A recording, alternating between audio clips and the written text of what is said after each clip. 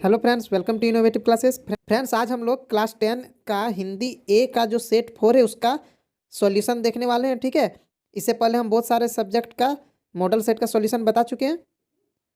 तो चलिए इस सेट को बनाना स्टार्ट करते हैं। और आगे बढ़ने से पहले फ्रेंड्स, अगर आपने इस चैनल को अभी तक सब्सक्राइब नहीं किया तो प्लीज़ सब्सक्राइब कर दें और अपने दोस्तों को भी शेयर कर दें। तो चलिए इस सेट को बनाना स्टार्ट करते हैं। तो देखिए क्या लिखा हुआ है। देखिए इसमें लिखा हुआ है, मनुष्य जन्म से ही अहंकार का इतना विशाल बोझ लेकर आता है कि उसके दृष्टि सदैव दूसरों की बुराइयों पर ही टिकती है।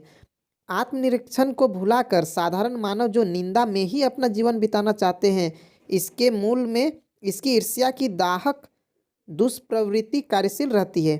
दूसरों की सहज उन्नति को मनुष्य अपनी ईर्ष्या के वशीभूत होकर पचा नहीं पाता और उसके गुणों को अनदेखा करके केवल दोषों और दुर्गुणों को ही प्रचारित करने लगता है। ठीक है, इस प्रक्रिया में वह इस तथ्य को भी विस्मृत कर बैठता है कि ईर्ष्या का दाहक स्वरूप स्वयं उसके समय, स्वास्थ्य और सद्वृत्तियों के लिए कितना विनाशकारी सिद्ध हो रहा है। ठीक है, पर निंदा को हमारे शास्त्रों में पाप बताया गया है। वास्तव में मनुष्य अपनी न्यूनताओं, अपने दुर्गुणों की ओर दृष्टि उठाकर देखना भी नहीं चाहता, क्योंकि स्वयं को पहचानने की यह प्रक्रिया उसके लिए बहुत कष्टकारी है। ठीक है, तो अब देखते हैं क्वेश्चन क्या क्या है। ठीक है, पहला क्वेश्चन है, मनुष्य का जन्म किसके बोझ के साथ हुआ है। तो देखिए यहाँ पे क्या लिखा हुआ था, सबसे ऊपर में अहंकार के बोझ के साथ। ठीक है, देखिए यहाँ पे लिखा हुआ है ना, अहंकार का इतना बड़ा बोझ, इतना विशाल बोझ। तो यहाँ पे हो जाएगा अहंकार। ठीक है, अब दूसरा नंबर का क्वेश्चन है, दूसरों की उन्नति को मनुष्य क्यों नहीं देखना चाहता। तो क्यों नहीं देखना चाहता, तो देखिए ईर्ष्या भाव के कारण। ठीक है, उसका ईर्ष्या भाव है, इसीलिए दूसरा का उन्नति को नहीं देखना चाहता है। 3 नंबर का क्वेश्चन है, स्वास्थ्य और सदाचार नष्ट हो जाते हैं क्यों। तो देखिए स्वास्थ्य और सदाचार क्यों नष्ट हो जाते हैं, तो यहाँ पे लिखा हुआ है, देखिए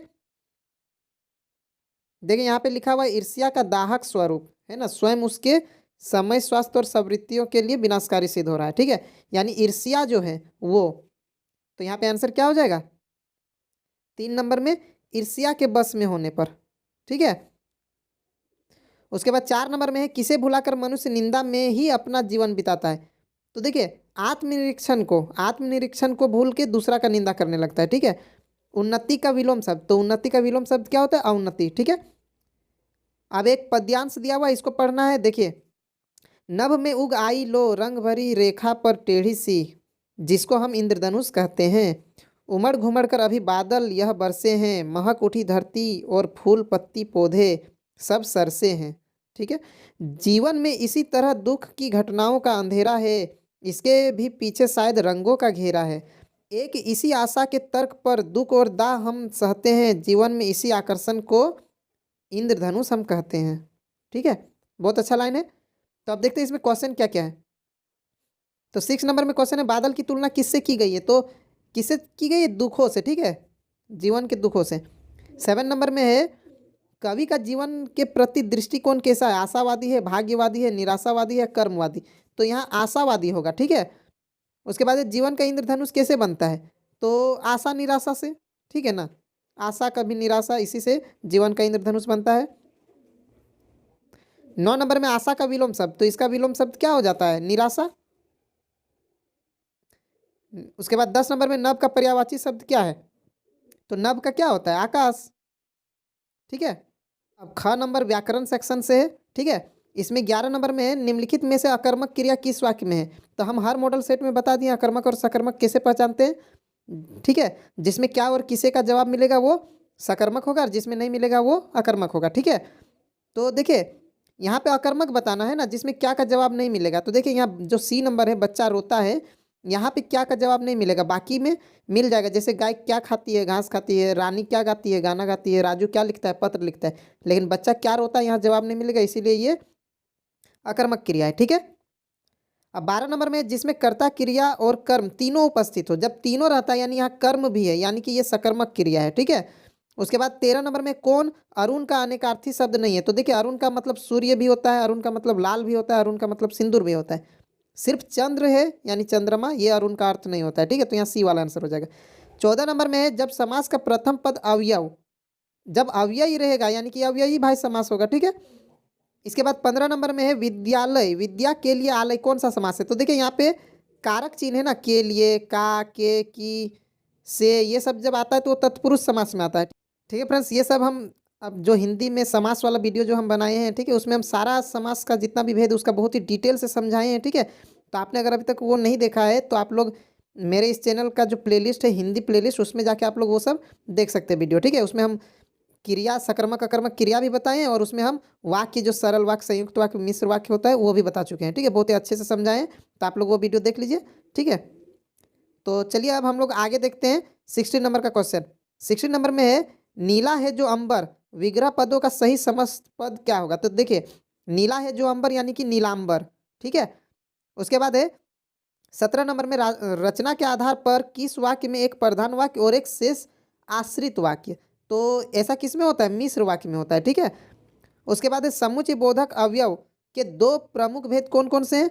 तो दो होते हैं, एक समानाधिकरण और एक व्यतिकरण। ठीक है, अब 19 नंबर में है, पिताजी के द्वारा अखबार पढ़ा गया, वाक्य में कौन सा भेद है।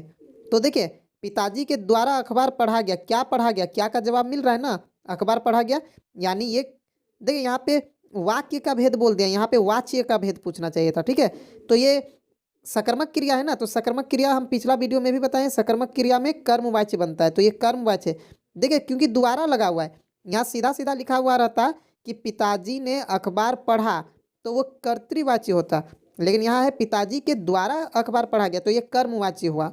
ठीक है, क्योंकि ये सकर्मक क्रिया है। ठीक है, अगर यहाँ पे अकर्मक क्रिया होता तो भाववाच्य बनता। ठीक है, जैसे अगर यहाँ पे रहता कि पिताजी से चला नहीं जाता, तो उसका जब बनाया रहता वाच्य होता पिताजी द्वारा चला नहीं जाता या पिताजी से चला नहीं जाता, तो वहाँ भाववाच्य होता, क्योंकि वो अकर्मक क्रिया होता है। ठीक है, अब 20 नंबर में, कर्तृवाच्य के वाक्यों में कर्ता के कार्य की, तो कर्ता के कार्य की प्रधानता होती है। ठीक है, अब पाठ्य पुस्तक से है, देखिए पहले एक पद्यांश दिया हुआ है, तुम्हारी यह दंतुरित मुस्कान, यानी दंतुरित मुस्कान वाला पोयम का है, तो हम लोग सीधे इसको पढ़ेंगे नहीं, या क्वेश्चन आंसर देखेंगे।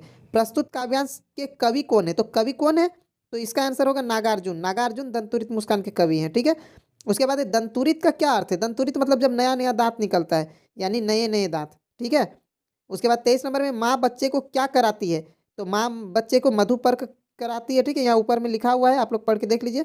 कवि ने धन्य किसे कहा है, तो कवि ने माता को और उसके पुत्र को धन्य कहा, यानी यहाँ बी वाला जो है माता और पुत्र, ये वाला सही हो जाएगा। ठीक है, अब 25 नंबर का क्वेश्चन है, बादल किस दिशा से आ रहे हैं, तो इसका कुछ पता नहीं किस दिशा से, अज्ञात दिशा से आ रहे हैं। ठीक है, उसके बाद कहीं सांस लेते हो घर घर भर देते हो, तो यहाँ पे इस पंक्ति का क्या अर्थ है, तो इसका अर्थ होगा फागुन की हरियाली महसूस करना। ठीक है, उसके बाद है, सूर्यकांत त्रिपाठी निराला का जन्म कब हुआ था। देखिए, अब देखिए लेखक या कवि का जन्म तिथि भी देने लगा, इसका मतलब आप लोग को ये भी याद करना पड़ेगा। ठीक है, तो आप लोग देख लीजिएगा, सब चैप्टर में सबसे पहले लेखक या कवि का डिटेल दिया हुआ है, तो उन लोग का आप लोग डेट ऑफ बर्थ और जब मृत्यु हुआ वो दोनों याद कर लीजिएगा। ठीक है, हो सकता है दे दे, क्योंकि एक क्वेश्चन दे दिया है ना, इसीलिए। तो यहाँ पे आंसर क्या हो जाएगा, 1899। ठीक है, डी वाला टिक हो जाएगा। उसके बाद है 28 नंबर में, मर्यादा न लही के माध्यम से सूरदास की गोपियां कौन सी मर्यादा न रहने की बात कर रही है, तो ये क्या होगा, प्रेम की मर्यादा। ठीक है, उसके बाद है, फिर से एक गद्यांश दिया हुआ है, बुक से है, नेताजी का चश्मा ऐसे देखिए, हालदार साहब है ना, यानी नेताजी का चश्मा वाला है। ठीक है, तो इसको हम लोग पढ़ेंगे नहीं, सीधे हम लोग क्वेश्चन देखेंगे। पहला क्वेश्चन है, हालदार साहब को क्या अच्छा नहीं लगा, क्या चीज़ अच्छा नहीं लगा था, तो जो पान वाले के द्वारा एक देशभक्त का मजाक उड़ाया जाना, ये चीज़ उसको अच्छा नहीं लगा। ठीक है, कैप्टन का मजाक उड़ा रहा था इसलिए। 30 नंबर में है, बुढ़ा मरियल सा लंगड़ा आदमी कौन था, तो वो कौन था, कैप्टन था। ठीक है, जो चश्मा बदलता था नेताजी की मूर्ति पर। उसके बाद है, कैप्टन क्या काम करता था, तो वो क्या करता था, फेरी का काम करता था, मतलब घूम घूम के बेचता था। उसके बाद 32 नंबर में है, हालदार साहब पान वाले से क्या जानना चाहते थे, तो कैप्टन के बारे में जानना चाहते थे। ठीक है, उसके बाद 33 नंबर में, लेखक बाल गोविंद भगत की किस विशेषता पर अत्यधिक मुग्ध था, तो उसके मधुर गान पर। ठीक है, गाना पर। उसके बाद है, बाल गोविंद भगत पाठ के आधार पर बताए रोपनी किसे कहते हैं, तो रोपनी मतलब रोपाई जब होता है ना, धान की रोपाई, उसी को कहते हैं। ठीक है, 35 नंबर में, बाल गोविंद भगत के संगीत को लेखक ने क्या कहा है, तो उसके संगीत को जादू कहा है। ठीक है, उसके बाद 36 नंबर में, बाल गोविंद भगत कौन से माह में प्रभातियां शुरू करते थे, तो इसका आंसर होगा कार्तिक माह में। ठीक है, उसके बाद है फिर से दिया हुआ है एक गद्यांश, जब कभी मैया, देखिए मैया वाला है ना, यानी माता का आंचल वाला है, ठीक है। तो हम लोग यहाँ पे सीधे क्वेश्चन देखेंगे, प्रस्तुत पंक्ति कहानी के लेखक कौन है? तो माता का आंचल के लेखक कौन है? शिव पूजन सहाय है, ठीक है।